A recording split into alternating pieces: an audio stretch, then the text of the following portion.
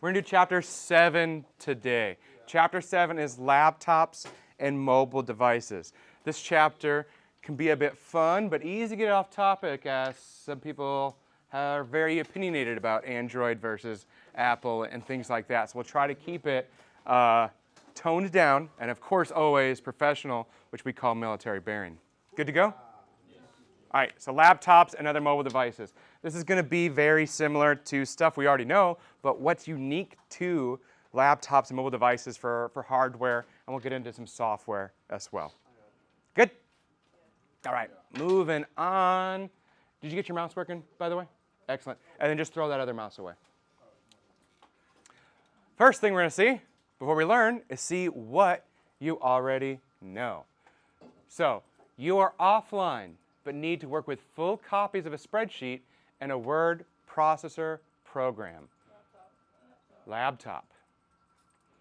A woman is hiking in the park and does not have a smartwatch, but wants to upload data from her fitness tracker to the internet. I heard smartwatch and I heard smartphone. She does not have a smartwatch, so it's not going to be smartwatch. Smartphone then? A mother wants to keep her child entertained with a game while she talks to her friend on her smartphone. Tablet. It's weird. I don't see the outdoors on there. They're probably going to play, Minecraft or Roblox or... You want to read a book. Unlikely story, unless that book is the IT Essentials book, while you're at the beach. But you don't want to bring your more expensive computing device. E-reader. A sports fan leaves his smartphone at home. Unlikely story, but still wants to be alerted to the scores of some football games while he is out jogging. Smartwatch. Good to go? That's right. Easy day? Awesome. Mobility. So originally, maybe you remember, Van Kirk probably remembers back in the olden days, right? Those big, massive cell phones, right? But they were cool to have. They're really expensive, but being mobile is a big part of technology, being able to go somewhere else and not have you go to where the technology's at, but now the technology goes with you. So what do you think is the main difference in hardware between a desktop, something that doesn't move, and a laptop that's mobile? Cerna? It's smaller form factor. Why and two? Heat. It's lighter. Well, let's go back to the basics. What's going to allow it to be mobile? Johnson Brown? Right? Johnson Brown. So what's going to allow it to be mobile? Yeah. It has its own power source. Bingo, right? Piece of hardware that it has that a desktop doesn't is a battery, right? Because this computer requires constant power, right? If you unplug it, you can't bring it with you, right? It's got to be there. The laptop, the mobile devices, they have a battery. Good to go? All right, laptops. These are portable computers. The operating system, it may be an operating system that's lighter weight, not talking about how much it actually weighs, but the file size is smaller. It's more efficient because with laptops, somebody mentioned heat, right? Because you're using a battery, you can't have fans operate at full speed all the time. So they need to be power efficient because that produces less heat, so that way, because they're not going to have fans. So they need to be efficient that way. Now laptops have different connections options, USB, HDMI. They're going to have speakers, microphones. Awesome. Questions on laptops in general? Moving on. Oh. Like in general or about what you just... Just in general there, yeah. You'll wait? Okay. Do we need more time to write? Yeah? Okay. We're going fast today.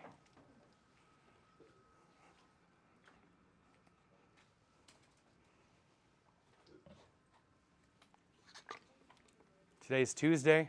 What's on Monday? Skills midterm on chapters 1 through 9. What's Tuesday? Skills midterm.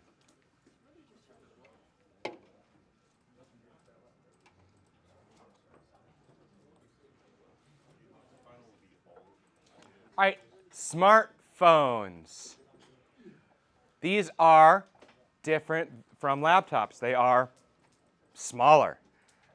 They are going to have their own unique operating system that's even more lightweight of an operating system that's specifically designed for those smartphones. What does Apple call their mobile phone operating system? iOS. Excellent. And Android? Android OS. Android OS, and they've got different flavors of that, which we'll go into. Oh, is that right? All right, software for your smartphone is usually limited to, you can only download it from certain locations. For Apple iOS, where can you download apps from? App Store. The App Store. On Android devices, where can you download those apps? Google Play, the App Store, etc. Easy day. They are compact. They can fit in the palm of your hand, and they are quite powerful. They have touchscreens with digitizers, so you can interact with that. There's no physical keyboard, but you know the keyboard comes up on the screen, and you touch that, right, the digitizer to type. There's usually only one or two connections, USB-C. Some of them may or may not have a headphone jack as well. And how do they make their connection, smartphones? Wirelessly, like cellular. They can also use 802.11, which is Wi-Fi, wireless, 802.15, which is Bluetooth. But primarily, it's going to use cellular. Good to go? BlackBerry, yeah, had the physical keys. Yeah. Legacy, that's right. BlackBerry is legacy. All right, additional features of smartphones is GPS, the Global Positioning System. Let's say this is Earth. You've got satellites.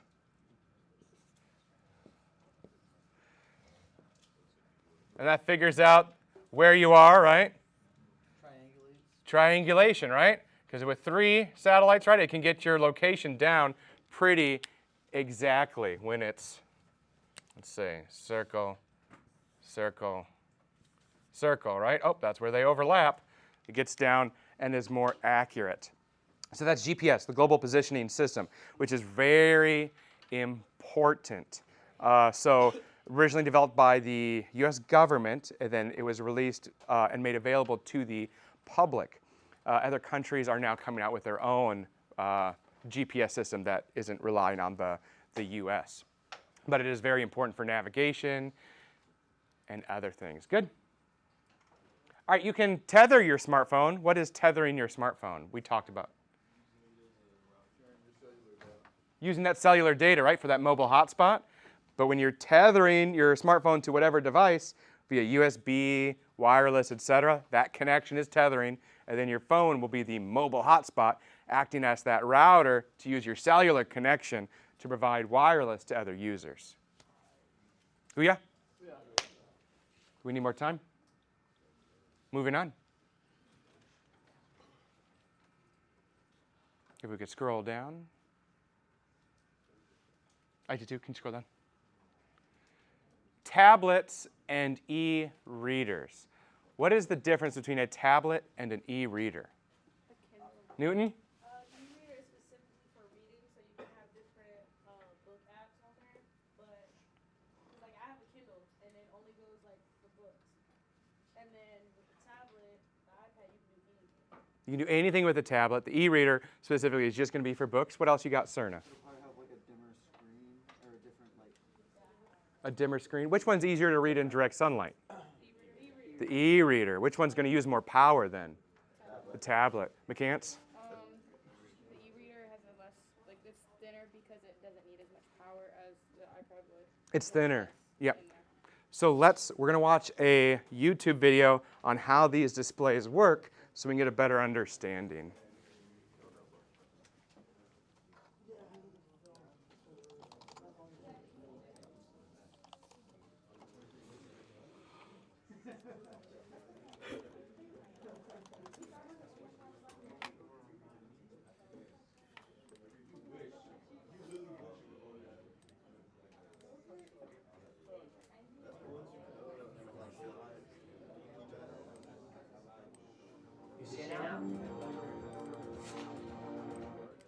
tablet is up close look at an e-reader and an LCD tablet. You see the difference?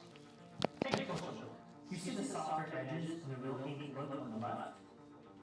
You see it now?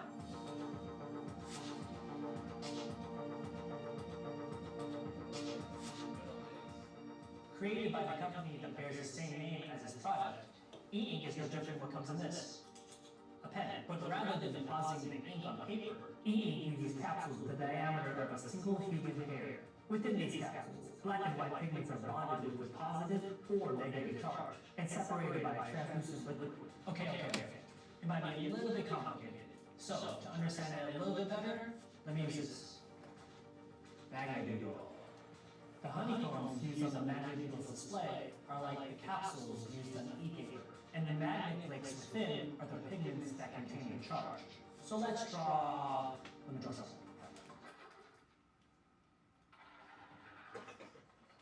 There you go. Masterpiece. So, to make sections visible on the screen, I would attract magnet flakes by using the opposite charge, which in this case is the pen. E-ink operates kind of the same way. Let's say black pigments have a positive charge and white pigments have a negative charge. To make black pigments visible on screen, a positive electrical field charge is sent at the bottom of the capsule, repelling the black pigments to the top for the viewer to see, while attracting the white pigments to the bottom. Vice versa, white pigments need to be visible. Applying a positive or negative charge to millions of capsules on your e-ink display, like on your Amazon Kindle, produces an image. But e-ink displays are not quite as good as your phone or your tablet screens. I was in the market for a new tablet, and I didn't even consider an e-ink device. I wanted a well-rounded machine where I could consume media, both text and video. And the video capabilities on e-ink devices are, well, not quite there yet. So I live in an Apple ecosystem with my iPhone, MacBook Pro, and now my iPad, like a sheep. Well, jokes aside, I do love my iPad. But looking at the screen is like, well, it's like looking at a light I use to shoot video. And my eyes are screaming after a few chapters in the book. ITE is no joke.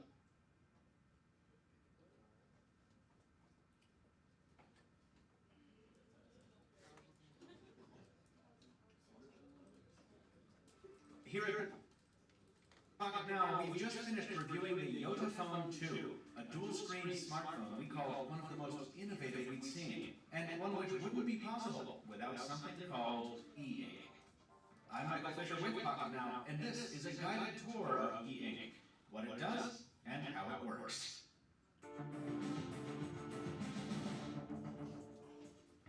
E-ink powers much more than just a Yotaphone. Special feature phones of yesteryear, like Samsung's Alias 2 and Motorola's Motophone, ran on the technology, and a host of electronics from wristwatches to smart cards make use of it today.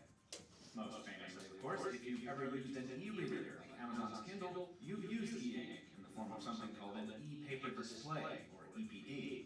But how does it work? The E-Ink Corporation invited us to their headquarters and innovation center in Billerica, Massachusetts to find out. The E-Ink Corporation got its start at MIT back in 1997. The time since has been filled with hard work, dotted by a series of firsts. It took 7 years for the first EPD e-book to come out in 2004, followed a year later by the first EPD watch, followed a year later by the first e-paper phone. It wasn't until 10 years after the MIT spin-off that the first Amazon Kindle launched, and it, along with various other e-readers, began escalating public consciousness of this strange new display medium. So what is it? Put simply, e-ink is, well, ink, chemically very similar to pigments used in the printing industry. But rather than being deposited on paper, this ink takes the form of tiny capsules about the diameter of human hair, sandwiched between two electrodes. In the implementation we're most familiar with, these capsules contain white and black pigments separated by a transparent fluid. The pigments carry opposite charges. In this example, negative for black and positive for white. So a negative charge applied to the bottom of the capsule repels the black pigment, forcing it to the top and making it visible on the screen as a darkened area. Reversing that action by applying a positive charge switches positions of the particles, creating a white area instead. Making text or graphics out of these dark or light bits is a matter of applying the correct charge across millions of capsules And the technology can even bifurcate the charge for still sharper results. With only monochrome or very limited color options supported in current e-paper implementations, you might ask why e-paper exists at all, especially given today's super sharp AMOLED and LCD screens, which kick out 16 million colors or more at densities sometimes higher than 500 pixels per inch. The folks at EA Corporation have plenty of answers to that, some of which take the form of surprising applications. It'd be costly and power-intensive to make changeable retail price tags with LCD, for example. E-ink makes a lot more sense here. Same with oversized wall clocks, or cabinet lock readouts, or supermarket divider advertisements, or really anywhere there's a premium on space and power. It's the latter area that really comes into play in our mobile-focused world. We're almost always bemoaning the poor battery life of this smartphone or that tablet, and e-ink is a technology that's only using power if it's changing state. So when it's just showing a static page, it's not consuming any energy at all. Witness the incredible power savings we got when we switched to the Yotaphone 2's e-paper display, documented in our full review. The tendency of the display to remain static in its inert state also makes e-ink panels ideal for decorations, whether they're integrated into the device or added on via a third-party accessory. Finally, the reflective nature of e-ink eliminates the need for a backlight in brightly lit environments, and the durability of the panels makes for a very rugged display. Those factors combined make for an outstanding reading experience on a portable, durable device, which plays a big part in the enduring popularity of Kindle and other e-readers. I saw a lot more from e-ink during my product tour: oversized presentation tablets for the enterprise, undersized wearables for the fitness focus, testaments to the technology's resiliency, and peeks at its possible future applications. And while the more traditional displays of the world are certainly in no danger from e-ink, at least in the mobile space, they're not supposed to be. Electronic paper is at its best when supplementing more conventional screens in specific applications. And given the sense of momentum I got from EA Corporation during my visit, I think the most interesting developments are probably yet to come. Again, folks, to see e-paper in action, be sure to check out our Yotaphone 2 video. All right. We like those videos? Feel like we understand e-ink pretty well? So, and that really hits home, I think, the difference for us between a tablet and an e-reader. Good to go? Any questions? Oh, they want their screens back. Just open up net support. Go to the search bar, net support, and then hit exit. Are we going to talk about how great pagers were? Pagers are great. I don't know why we ever went away from them. No, we're not going to talk about pagers. Their legacy. Okay, I believe next is, if not, while that's going up, we'll just talk about it anyway. Fitness trackers versus a smartwatch. So, your smartwatch is a fitness tracker, right? Everything you can do on a fitness tracker, you can do in a smartwatch. However, can everything you can do in a fitness tracker, does that include everything that's done in a smartwatch? No, right? So that's different. Abdul Shakur, you with us? Okay, so that is, just hit end there.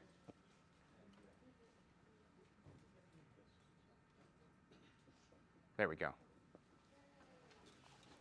So if I have what is something that a fitness tracker can do? Heartbeat. Your heartbeat, your pulse, your steps. A lot have GPS, time, yeah. What's something, okay, so that's something that's on a fitness tracker. Can a smartwatch do all of those things? Yes. Okay, what else can a smartwatch do? Specifically things that a fitness tracker can't do, can't. Connect to cellular for messages. Connect to cellular, Newton? Oh, I thought he said it can't. Like, it can't. It can. Can? Yeah. Can do? Oh, it can answer telephone calls. Like, Telephone calls. Yeah. I love talking to my mom. You love talking to your mom, you said? Yeah. Oh, yeah. Oh, you didn't say mom. No. You just love talking on the phone. I said I love talking on mine, On your smartwatch. but I hate talking on mine. So yeah, so you can talk on the phone with a smartwatch. They have more applications, text messages, navigation, customization. There you go, right? So does the difference make sense? Yes. So if I were to ask you, what device tracks your fitness? You would say? Fitness track. Well, both. Fitness tracker and. Both, right? But what is Cisco going to want the answer to be? Fitness tracker, right? Because if we're saying something specific, right? It's, if a user like, oh, hey, I want to buy something that tracks my fitness, would you recommend a smartwatch? Think if that's all they're going to use it for, that's a lot more expensive, right? You would say, oh, you need a fitness tracker. Cerna. I figured it would also be a little heavier because of all more components that. Yeah, they'll probably be heavier as well due to the other hardware. All right, everybody good? All right, moving on. AR and VR. We've talked about this already as well. AR stands for? Augmented reality. Augmented reality. VR stands for? Virtual reality. The difference is, okay, well, this reality here. Augmented reality augments or adds on something like, oh, now all of a sudden here is a giraffe. But it's in the classroom, right? VR would completely put us in a different environment, virtually, not for real, but it would make it look like we're in the Sahara or whatever, and there's a giraffe. We've already talked about this. We're good to go? Questions? All right, let's see what we know. What is a wearable device with a very small touchscreen display, runs a special OS and apps, offers sensors that exchange data with a smartphone over Bluetooth 802.15, often includes body monitoring and fitness tracking capability, may include GPS, Wi-Fi, and limited cellular data connectivity. Some have cellular capability. Smartwatch. Okay. Special purpose device with a 6-inch or larger black and white display optimized for reading text, may have Bluetooth, Wi-Fi, and limited cellular data capability. E-reader. Special purpose wearable device that monitors heart function and physical activity. USB connectivity, and may include Bluetooth. Higher end models may have Wi-Fi and GPS. Fitness tracker. What can run on a battery or be plugged in? Usually runs a full OS and can run desktop software, CPU power, RAM resources, and fixed desktop storage are similar to desktop computers. RAM and storage are upgradable. Laptop.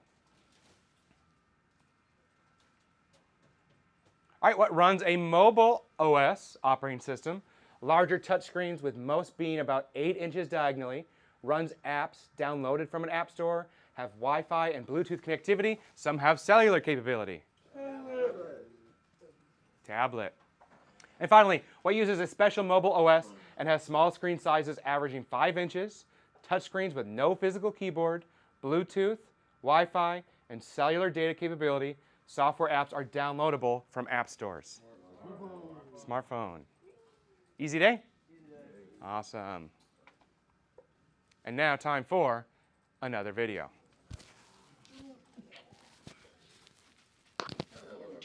Is it the world of IT is now focused on efficiency and convenience.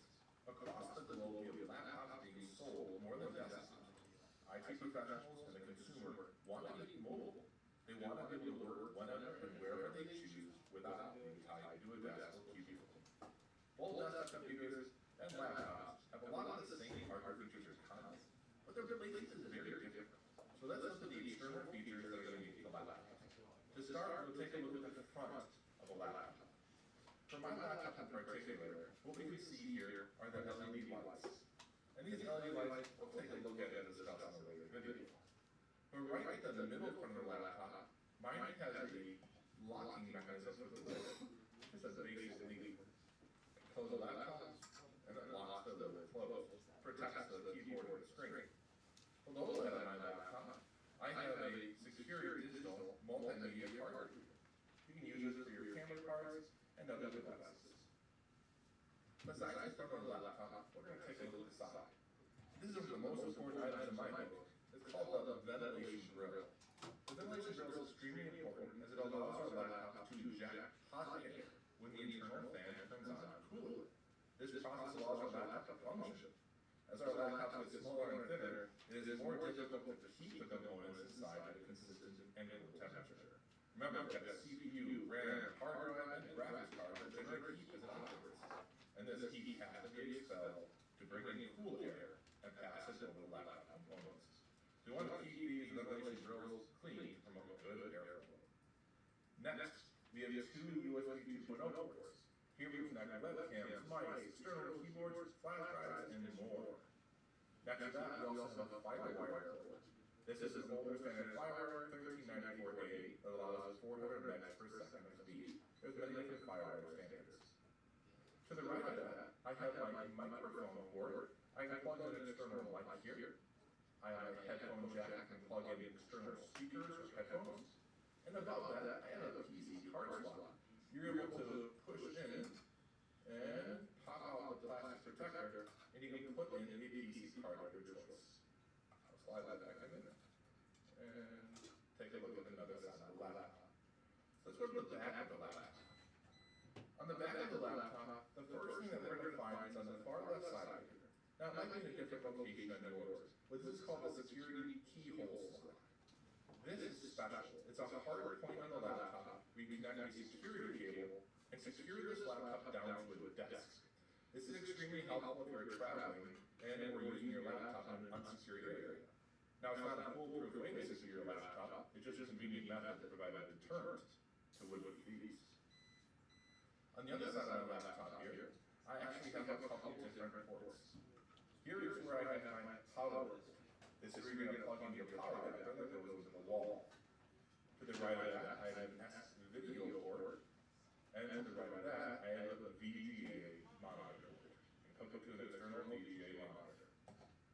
Lastly, on this side, we can take a look and see that I have a DVD-RW drive. We can use this with our optical discs. I have another USB 2.0 port. I've got my Ethernet network jack. And I've got my RJ11 phone jack. I can connect that and get access to something like a modem. Now, before we close it up, it will be important for us to take a look at the bottom of our laptop. On the bottom of our laptop, we have a couple different items. Let me place it down. So at the bottom of the laptop, you can see that we have a battery that's flushly connected in. We've got our locking lever and release in order to actually pop that battery out as we want to, and put a new battery in. Now, it is possible to have an AC adapter plugged into your laptop without a battery. It'll be running just like a desktop computer, but you'll lose all your mobility. So that's why we love to have laptop batteries that will charge and work. Below the batteries, I actually have this port here. This is for my docking station. We'll talk about docking stations in another video, but that's what we use with this power printer to plug it into a docking station. Now, besides talking that, we have these screws here with these compartments. These compartments are special because inside of here, we have accessible items that we can work on with this laptop. For example, in this compartment, you'd be able to find that we have our RAM access memory. Over here, we have the wireless charger, which you could replace on this laptop. And replace it rather easily, actually. Down below over here, this is where the hard drive is if you want to replace that. All these components are available because of this easy access component path. Now we see all these grills here, just like we saw on the side. These are ventilation grills like we discussed earlier. Over here is where the actual fan is. It's going to be sucking in air from the bottom of the laptop and injecting it out the side over here. Now on some laptops, you may find other slots on the bottom of the laptop. But take a look at the laptop you have nearby and also do some research on what exists on the internet. There's many more ports or connectors than you list laptop has, and also some of the new laptops may not have some of the ports that we discussed. So thank you for watching, and go and explore. Any questions on that video? No? Yeah. Are EA ports kind of legacy on laptops now? They are, yeah. Now on modern ones, you're going to have HDMI, USB-C. Good question. Anything else? What, you want to watch another video? Okay. Let's look at the common input devices and some LEDs that you may find on a little laptop. So we'll take a look at these everyday essentials, shall we? I'll open up my laptop, and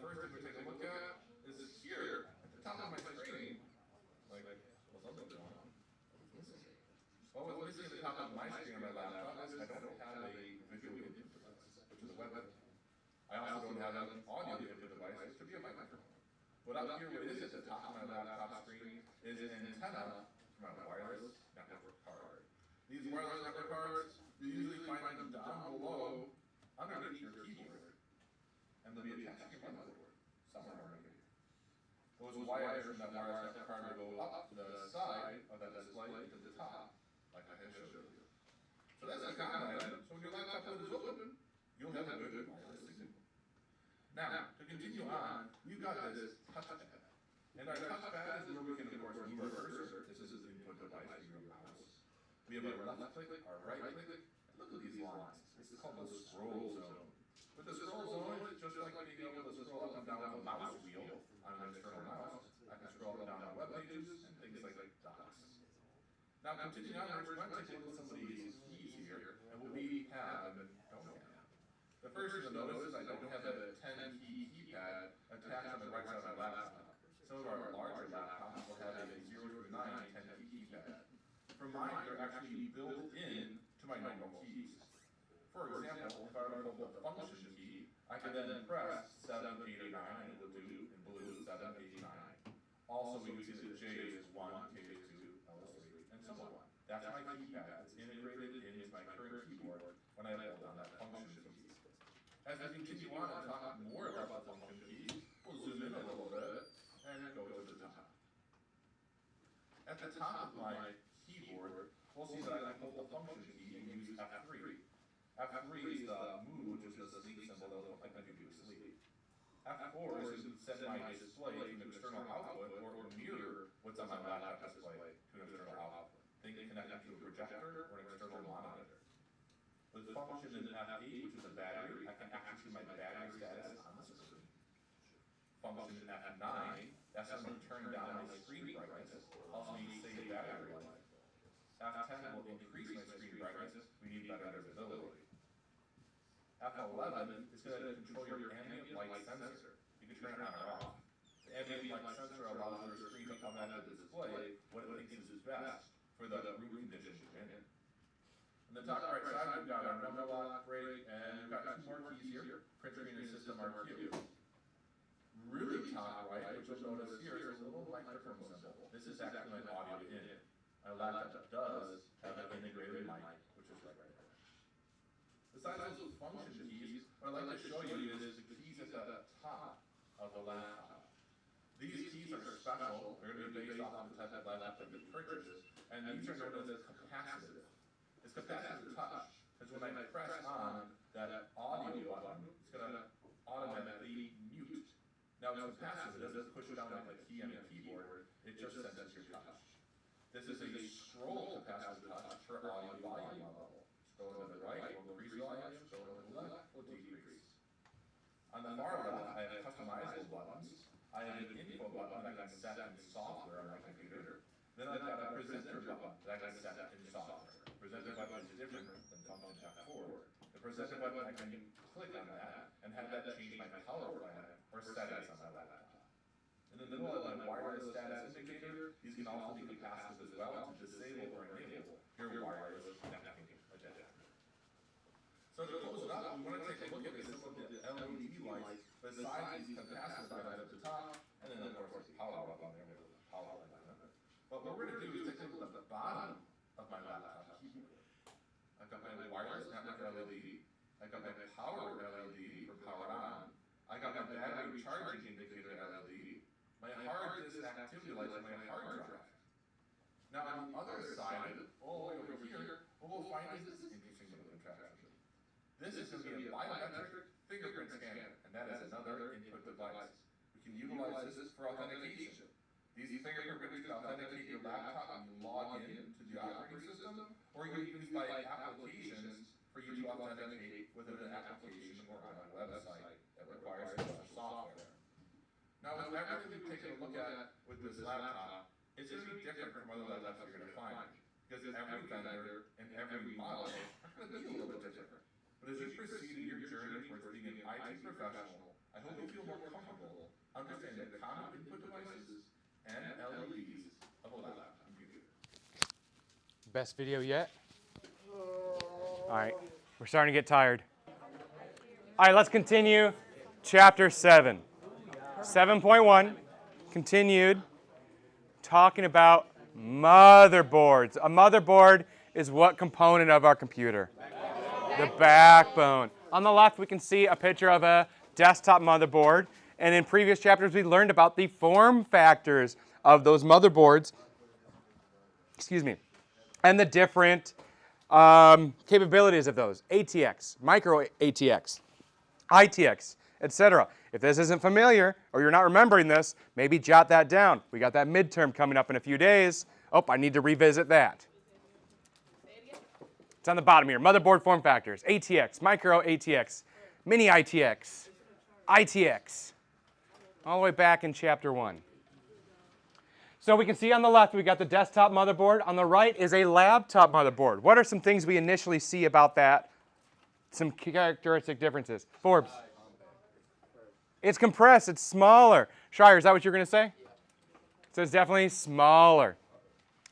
These laptops, their form factor is going to be proprietary. Abdul Shakur?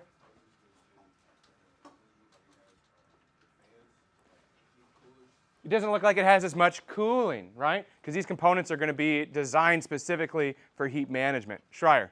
There's not much space for expanding because there's no expansion slots or anything like that. Not much room for expansion, right? What you get when you purchase is what you get.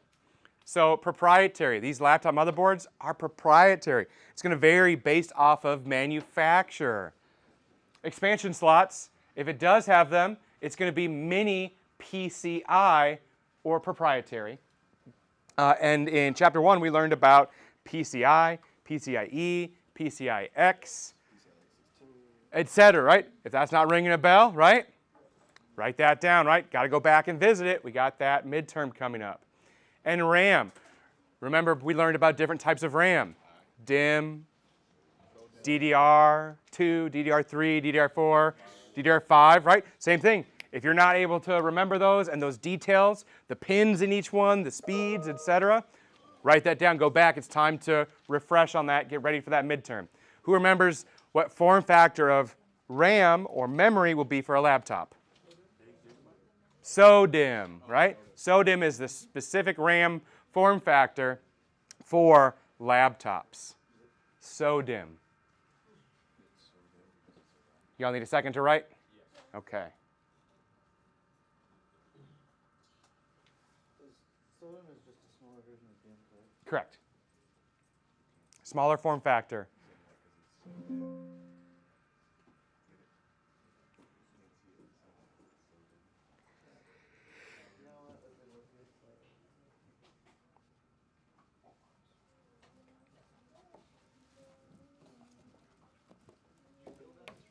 It did, yeah. Mm-mm. Yeah. That's amazing. Very motivating. Oh, wait, we brought a brand new whiteboard over here, or visual aid panel, and then built that so we can move it around. That's amazing. Yeah. Bought and put casters on it because I was getting, can't really. I asked you, did you build it? I didn't actually expect you to say yes. Oh. But I forgot some cross beams here. So ITE and Thompson. We just found these and put them on, and it was good to go. But it moves around pretty good, and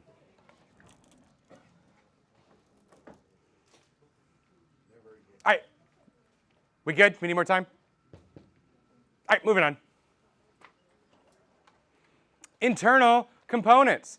Well, a laptop is a computer. So spoiler alert, it's going to have all the same hardware. But there's just going to be differences in that hardware. It's still going to have a CPU, which is considered the brain. Memory is what type of hardware? RAM. Awesome. So let's click next on that there. RAM. When I say memory, we're talking about RAM. Now, RAM is what type of memory? Starts with a bingo in the back. I forget who said it. LaBranche. Ah, you beat me to it.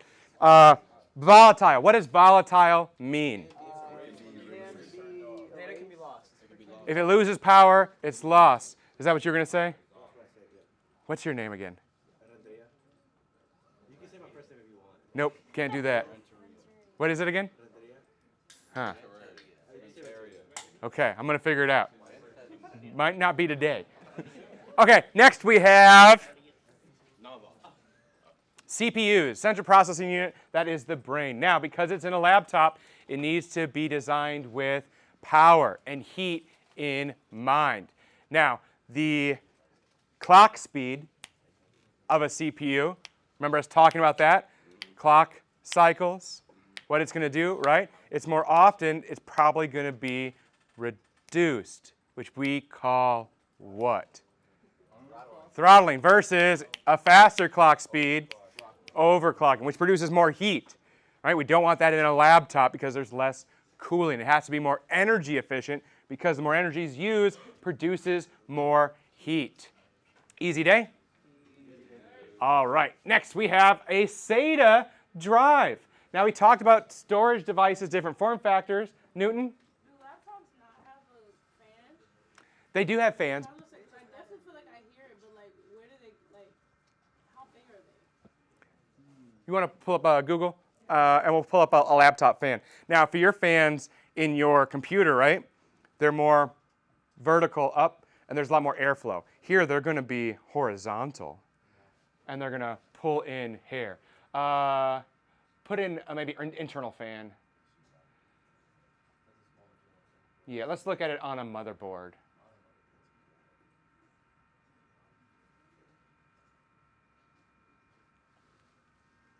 Okay. Does- Like a major portion of the motherboard, but it's just small. Yeah, because there's a lot less room for air in there, so those components are going to be smaller, right? And so it's just going to bring air in, over the top, but there's just a lot smaller. This here, yeah, that on this specific one, that is a heat sink. That's there's a type of liquid in there actually that it's a vaporization chamber, is what that specific one is. Would that be like more expensive? Yeah, but they're in your phones now. Like the latest iPhone has that vaporizer chamber. Mm-hmm. Does the MacBooks also have that? Because they don't have a fan. Depends on which MacBook. Some of them have fans, right? But they've got a lot more unique cooling things, right? A lot of heat sinks. They do a lot of research into mitigating heat. All right, back to the slides.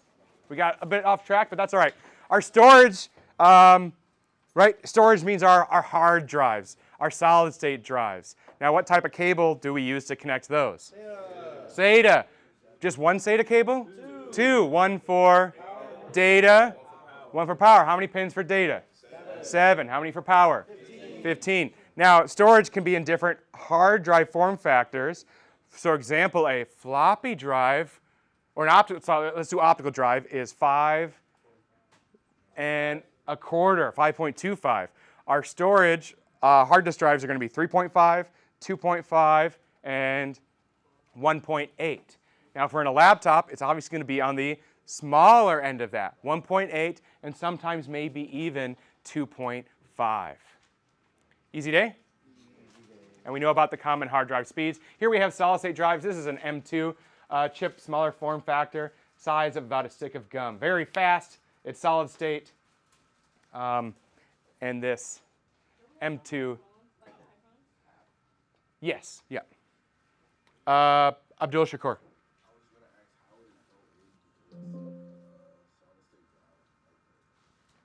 How would this specifically be installed?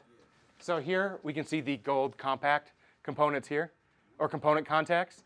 That's where it's going to make the connection to the motherboard, and that's where the data and the power will go back and forth. So your laptop will just have to have that connection. Yeah, it'll go like, here's the motherboard. It'll have like a thing that pops up and slides in like that. Now, what's happening more and more is your storage is going to be soldered on to the main PCB, the printed circuit board. That, because they're very proprietary, et cetera. So whatever storage you buy, when you buy your laptop, is becoming less and less user upgradable. Newton. What's the difference between an M2 chip and an A19 chip? A19 is Apple's CPU. An M2 is a specific storage device. So CPU versus storage. Good? All right, special function keys. Just like on your keyboard, Now for your desktop that has special function keys, your laptop does as well. However, it's going to do different things. Let's say you connect a external display to your laptop. Well, some of them will do nothing, and that display will just forever show nothing, or it can even blank your laptop screen. What you'll need to do is hit a special function key plus another key to make sure that image goes from your laptop to that display, depending on your operating system.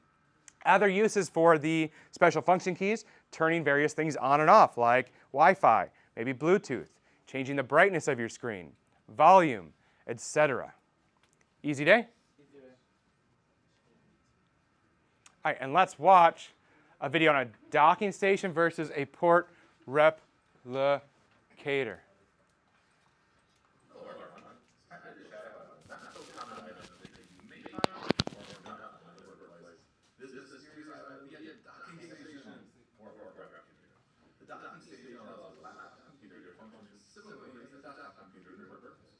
It does it by utilizing extra ports and connectors in order to connect peripheral devices, as well as provide functionality and connectors that may not be built into your laptop. So here's my docking station that we can take a look at. On my docking station, what we can find here is a security key slot, just like we saw on the laptop computer. And these security key slots allow you to lock this docking station down to a desk, so it's not easy for thieves to steal.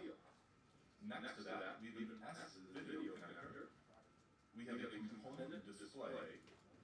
We've got this one here, which is actually an optional proprietary monitor stand connector for a specific vendor. We've got our speaker outboard. We've got our line-in audio connector. We've got a PS2 mouse and keyboard, green and purple.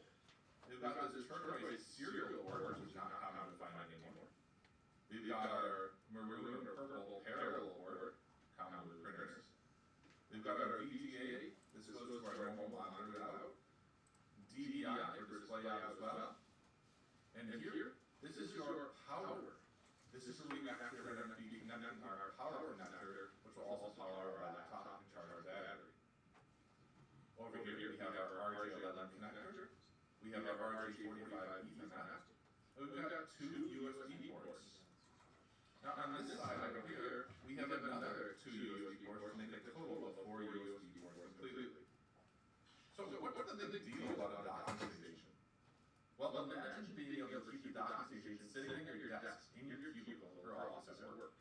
You would leave your peripherals and external connectors plugged into the docking station. When you arrive at work, you would simply place your laptop on top of your docking station, and then you'd be able to lock it in. Now, to lock it in, what we actually have here is this docking connector. Also, you see these little stands. You would take your laptop, and you have the docking connector here, those holes in the stand. It would simply press on top, and then lightly press down, and now it's locked in to the docking station.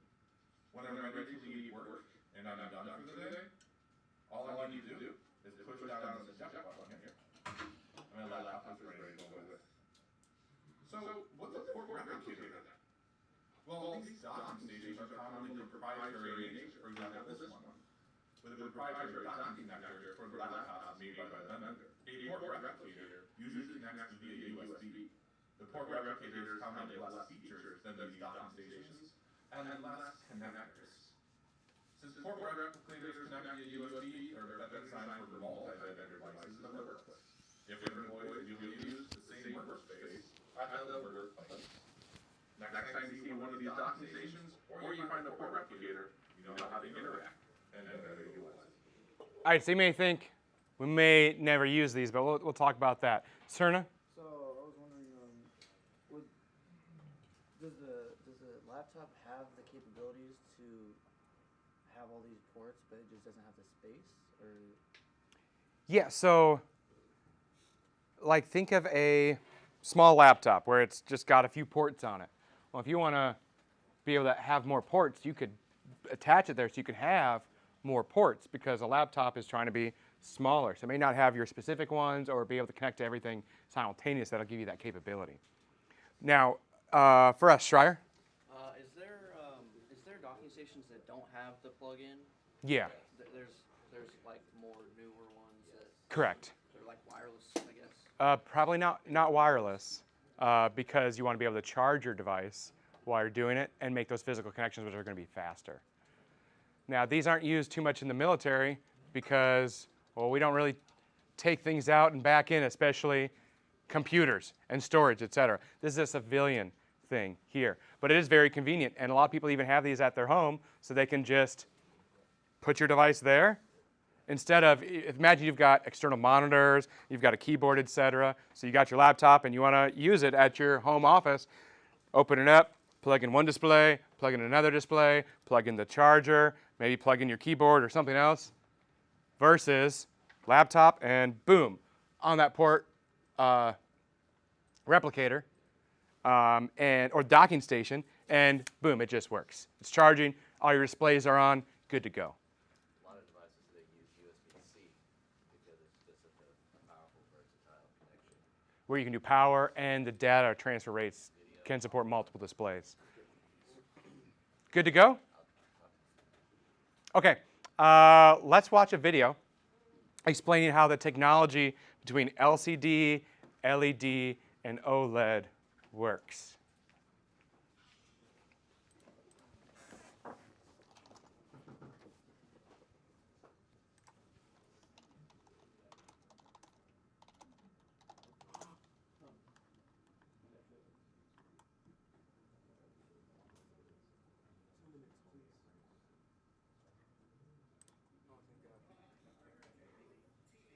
They're getting bigger, they're getting better. And with the world moving so fast, for some, it can be a bit much to keep up. Especially when you keep seeing all these acronyms like LCD, UHD, RCA, LED, OLED, ULED, BBQ, ICA. If you have no idea what any of these stand for or what they mean, relax. You're not alone. Besides, we can tell you. Most TVs you buy now are variants of LCD screens. LCD stands for liquid crystal display, which put simply is liquid crystal standing between two layers of polarized glass. Electric currents pass through the individual crystals, enabling them to block light and create images. Thanks to LCDs, plasma TVs very quickly became a thing of the past, since they were thinner, clearer, and more energy efficient. The most common basic type of LCD TVs you see around are referred to as LED TVs. LED stands for light emitting diodes, and those are what light up the TV. This was instead of using outdated CCFLs, cold cathode fluorescent lamps. While they look similar, LEDs way cheaper and have various configurations, like Edge that has the LEDs running around the screen's edge, or Direct, where they sit behind, shining light through the panel. Now the next step up is OLED, organic light emitting diodes. OLEDs handle light and color by themselves, so no need for additional lighting inside. It also boasts better pixel accuracy, contrast levels, color definition, as well as being even lighter and thinner. The other variant is QLEDs, quantum dot emitting diodes, which I know sounds like something out of Star Trek, but they're really here. Inside is a thin layer of quantum dots in front of an LED back panel. These tiny, tiny particles emit their own individual color depending on their size. We can go even further beyond with Neo QLED. On these TVs, the LEDs are reduced to 1/40 of the size, which means more room for more LEDs, meaning better color, less blooming, and a brighter overall image. Well, I'm sure a few questions have been answered. I bet you have a lot more. So if you head down to your local JB and have a chat to our hi-fi experts, they can help you with all your TV needs. All right. So does that help us understand the difference between LED, LCD? So LCD, liquid crystal. You folks have no idea what honey and cinnamon can do for your brain. I'm 82 years old. Liquid crystal display. Remember LED, we talked about, we had the RGB, red, green, blue. Those LEDs are actual diodes. They're actual individual lights. LCD, that's a liquid, right, in between two panes. Roberts, does that help? No, you're not Roberts. You are. It starts with a, what letter does it start with? Thomas. Help at all, or we need to go deeper? You said it's on the outside of the Hit the next button. This might help, right? So this is LCD. Here, right? So you've got this liquid crystal here and electrodes to put the filament through it. Then you've got a color filter to get the different things through it. LCD uses more power and is less clear of an image than LED. Yeah, so if we click next, we can see LED. Can you click next for me? Here, you've got, instead of like that liquid crystal, think of these individual light components here that are producing the image. Who ya? Okay, let's scroll down. Laptop displays. We'll click next. Here, this is a detachable screen for a laptop. So you could turn your laptop into a tablet. Very good. Or you could upgrade your keyboard, etc., and use it for different things. Next, we have touch screens. So the way this works is you've got your phone right behind it, right? And you've got your LCD or LED display. Then you've got some glass over that. And then you have on top of that what's called a digitizer.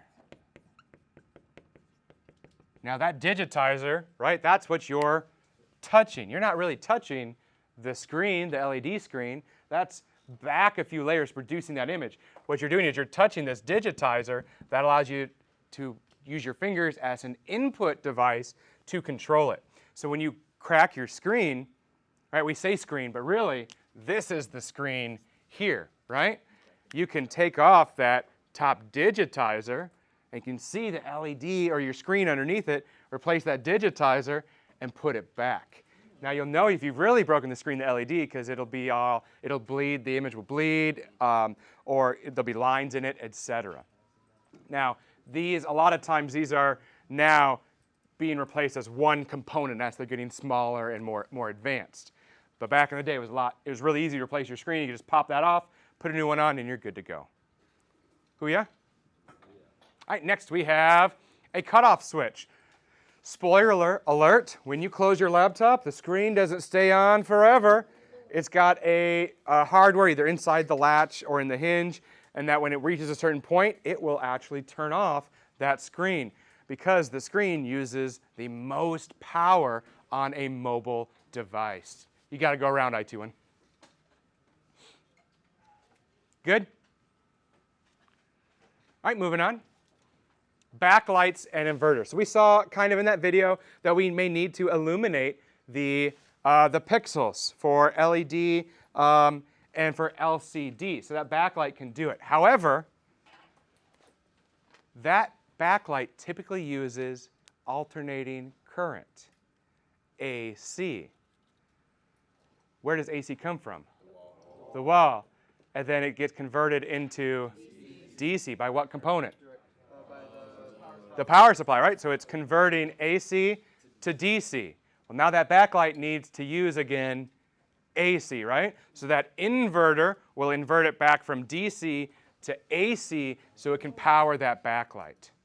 So converter is our power supply, converts AC to DC, our commercial power, to power the internal components. But that backlight needs to use AC, so it inverts it with an inverter from DC to AC for the backlight. AC/DC. Good to go, Schreier?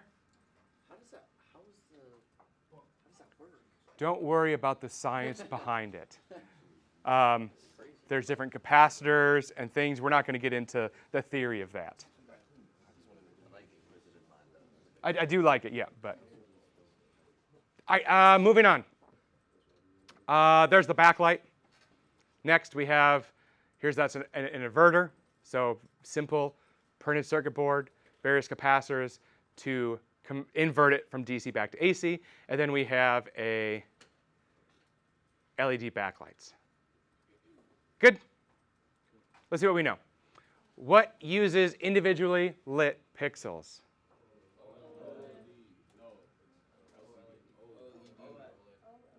Well, let's skip it. What converts the touch actions into digitized signals? Digitizer. All right, we got that one. All right, what uses fluorescent tubes that are connected to an inverter used to convert DC to AC? CCFL, cold cathode. What converts direct current into alternating current? Inverter. What uses fluorescent backlight to illuminate the display? LCD. All right, now finally we'll go back up to the top. What uses individually lit pixels? OLED. See how we do that? All right, questions, comments, concerns? For a PC tower, we have like a big power supply, right? That does all the conversion. So where do we normally see that on a laptop device? Oh, the inverter? On the next few slides, we're going to see. Oh, where would it be inside of a? Well, the brick. I mean, so like a lot of laptops have bricks versus like the full size power supply inside of it. I guess. Oh, I see. So, have you ever noticed your laptop has a big box on it? No. That it's not just a simple power cord? Oh, yes. Right? That's because, right, a lot of this stuff is happening inside of your power cord, but it's got that big box that's converting it, and then it just connects to the battery. Let's pull up a Google image search of a laptop power cable, and we can see that big box. Yeah. Say again. These should be LED. So yeah, see this box here? Right there and here, right? It's not like your power cable for your computer, which is just a cable, right? Here you've got that hardware, and that's converting it from AC to DC, and then it just connects to the battery inside. McCants? So what about like laptops that don't have that? Like, you don't have the laptop? Most everyone will have a form. It might not be a big brick. Like Apple has little small squares, but.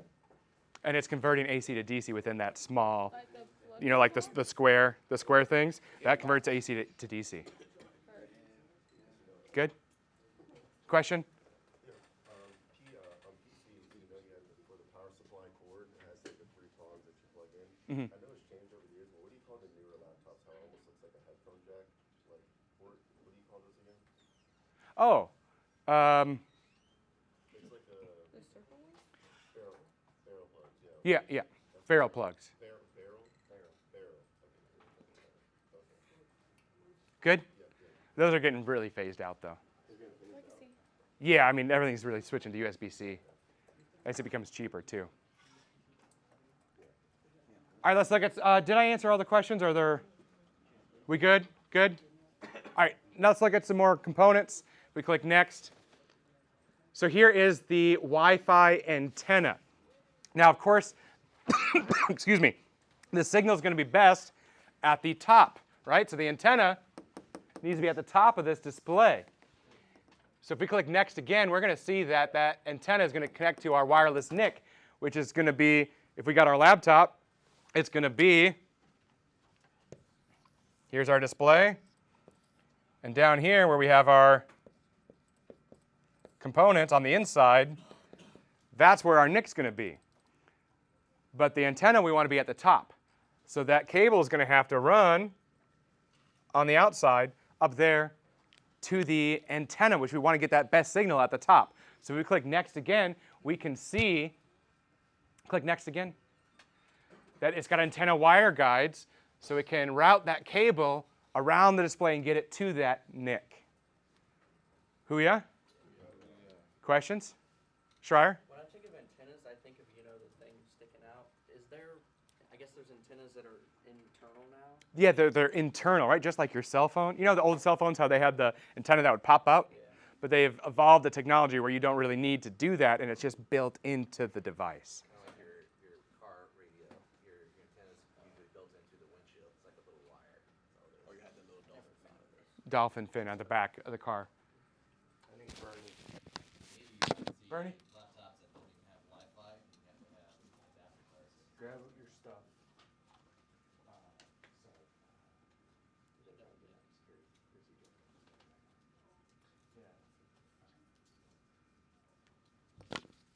All right, any other questions? Okay, let's scroll down. Webcam and microphone. We know that you can talk to people, right? Using your computer. Well, same thing, that webcam and that microphone, because you probably like looking at yourself, right? It's going to look more natural if it's at the top versus if that camera was down here, right? It makes it look like you're making more eye contact. And that microphone is going to get better because you're talking to the screen, right? It's going to get a better signal right there. So those are usually centered. Good to go? Moving on. Any questions on 7.1? We need a break or are we good?